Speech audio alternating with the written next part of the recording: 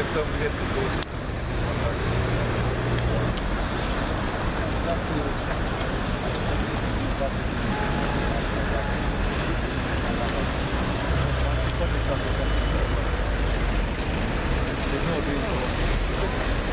Oprim rondul pe pași. Exact ce facem și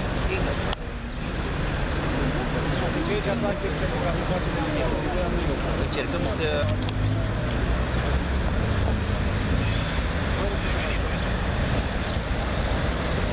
Am înțeles că sunt întârzieri, sunt probleme. Și cum pot fi soluționate? În primul rând, pe aceste două proiecte, cred că vom reuși să respectăm termenul pe care l-a citat Cuvântul, adică mă refer aici 28 iunie 2015. Proiectul care pleacă de la Doi Băieți spre metalurgie și apoi mai departe vine pe zona Zora spre Oraie Iorga, are două puncte importante din două greutăți, două zone în care avem probleme de deosebire. Intersecția de la Doi Băieți, care necesită să oprim tramvaile spre Dancu. Și sigur, constructorul meu avansează termenul de 3 luni de zile terminare, asta înseamnă 3 luni să nu circulă zona aceea cu tramvai, ceea ce nu cred că va fi așa.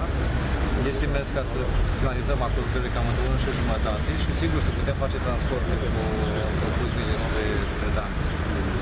Și a doua zonă foarte fierbinte este cea de la baza 3, la care se lucrează. E o intersecție foarte dificilă, o buclă dificilă, cu multe schimbătoare și cu lucrări foarte dificile. Și atunci aici sperăm ca această lucrare să fie de fapt cadată în termen în funcție de cum terminăm și baza 3. Din ceea ce văd în teren, lucrurile funcționează bine, așteptăm ca, deci doar vremea ne mai poate încurca, în rest și au tot ce ai nevoie, adică sunt aprovizați cu șină, cu echipamentele necesare ca să poată face față la această lucrare și restul de tronsoane pe care le-au de executat sunt în linie dreaptă, lucrările sunt în grafic, au chiar câteva de față în avans de 2 săptămâni de zile. Sperăm să continue așa și termină lucrarea în 28 iunie 2015.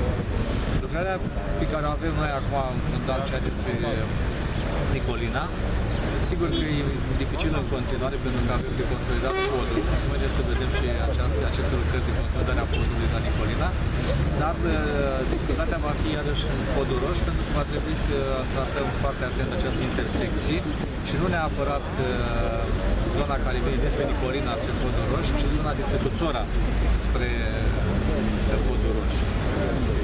Tot azi am spus direcții tehnice și viceprimarul Chirica să urgentăm proiectarea tronsonului dintre Podul Roș și Primăvere, mă refer Tuțora, în această zonă, pentru ca să putem înlocui pe fonduri proprii și de tramvai, astfel încât în această zonă să terminăm lucrările și să finalizăm odată această zonă centrală.